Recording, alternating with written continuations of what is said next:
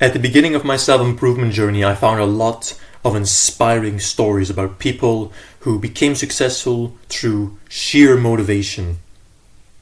And these stories inspired me so much that I immediately started making plans myself. I got so enthusiastic about these stories that, I started making plans and endeavors myself to accomplish these same things, and my motivation was sky high as well. And I was envisioning the incredible life I would live through this. And for the first 2 days, your motivation is sky high. You dive headfirst into working for your goals and your purpose. And fueled by the excitement and passion you felt after reading this story. But as the days pass, your motivation starts to dwindle. You start to procrastinate on the things you initially set. Your goals and your purpose is suddenly starting to fade away from your life. And you find it harder and harder to muster up the same kind of energy you felt in that initial viewing of this story. And you ask yourself, feeling discouraged, you ask yourself, why? Why can't I stay motivated like these successful people? Well, in this video I'm going to explain to you that it's not all motivation. It was never the motivation that got them to this point. Sure, it was a factor in their success, for sure. But it was never motivation that got them there. It was discipline. So let me just explain to you the differences between motivation and discipline, because there are a lot of differences. So getting straight into motivation itself. Motivation is an internal or external force that drives us to take action. People also use the word dopamine as motivation. It's not so much dopamine. Dopamine is just that you really like something. It gives you some kind of it gives you a feeling of accomplishment more so. It gives you a good feeling.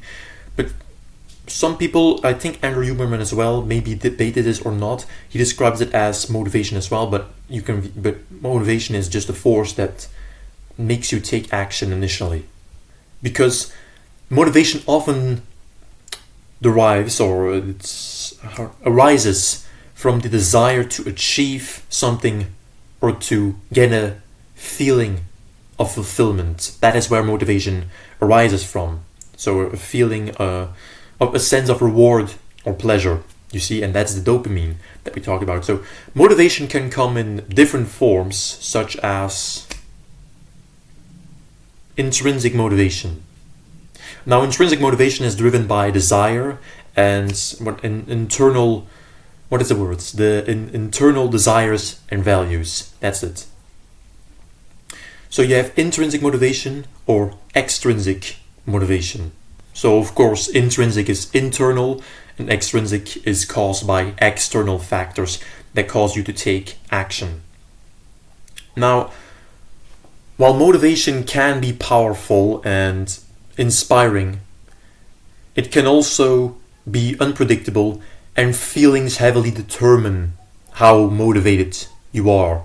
You don't control motivation because, once again, it's dopamine levels, and it's very hard to control motivation itself. It tends to wax and wane over time. It starts to disappear. You can't hold motivation forever. It will start to disappear. It's not a force that you can just keep, because, once again, dopamine levels rise and they fall. That is just how it works.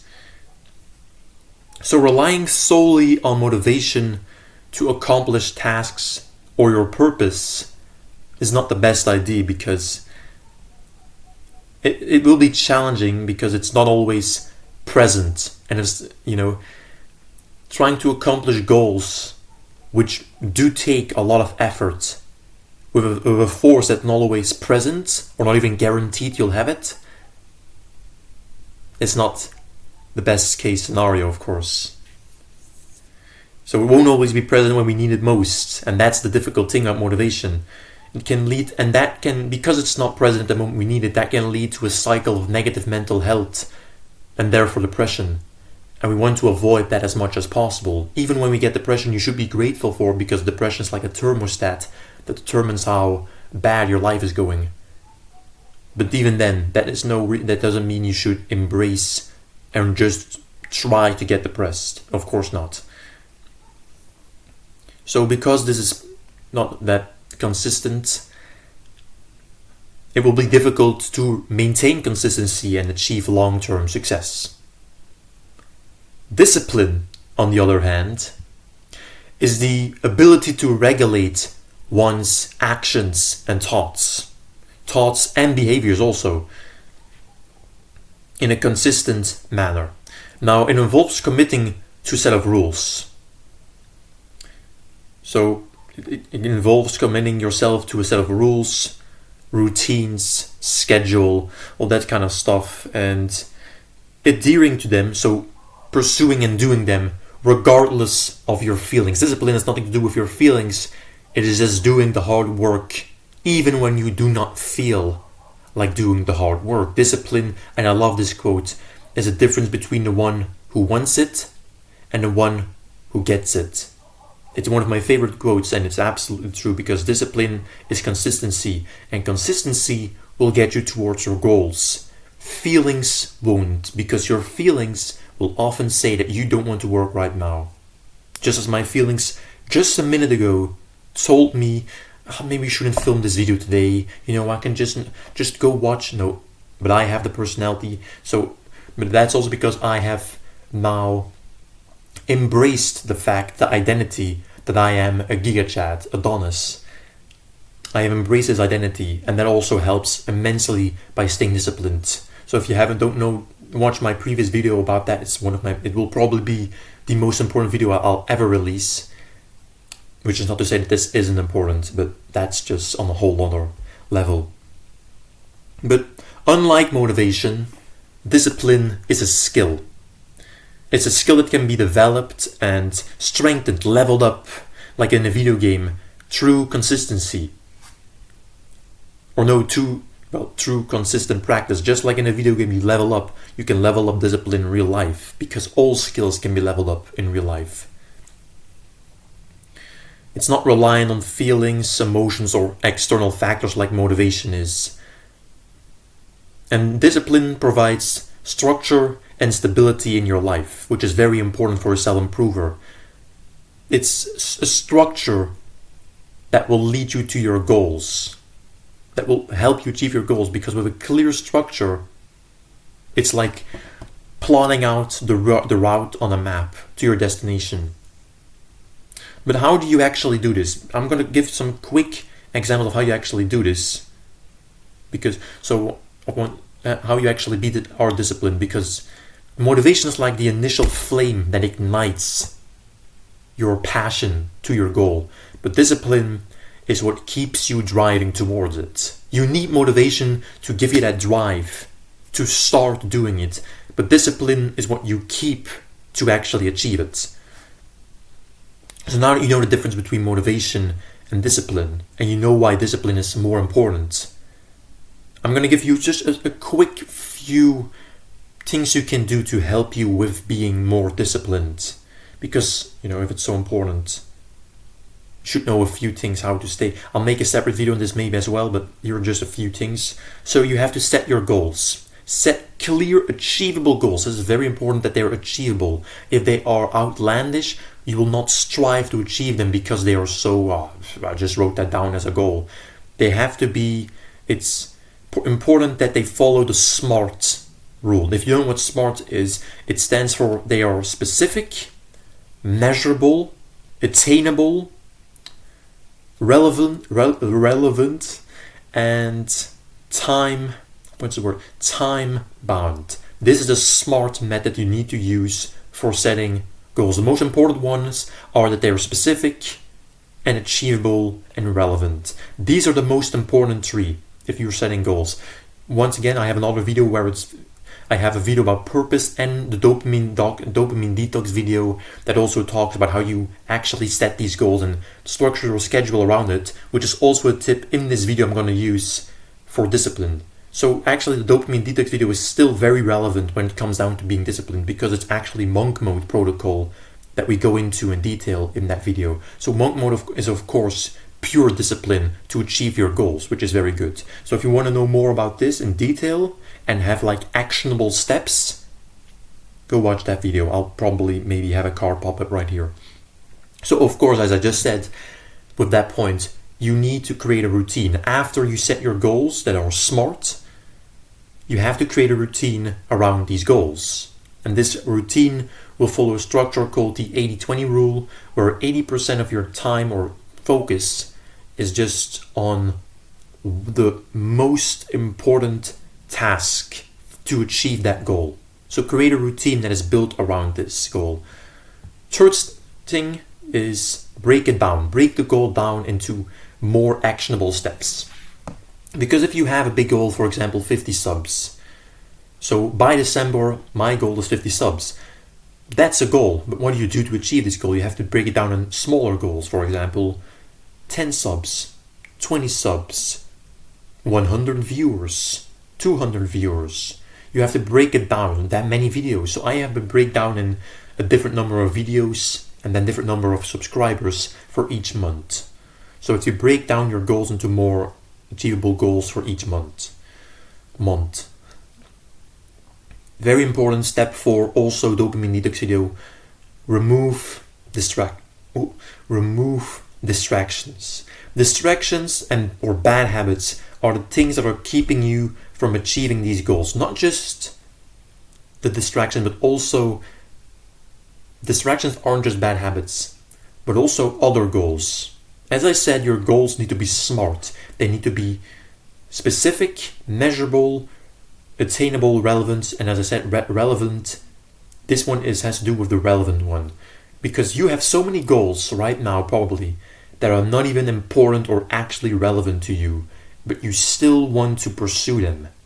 These are the goals that are holding you back, because the true things you want to achieve, you're not doing anything for, because you're pursuing these small tasks. That's for later. That's for after everyone has purpose layers, as I explained in my purpose video, and now you're just on a different purpose layer. You're not supposed to be doing these other goals.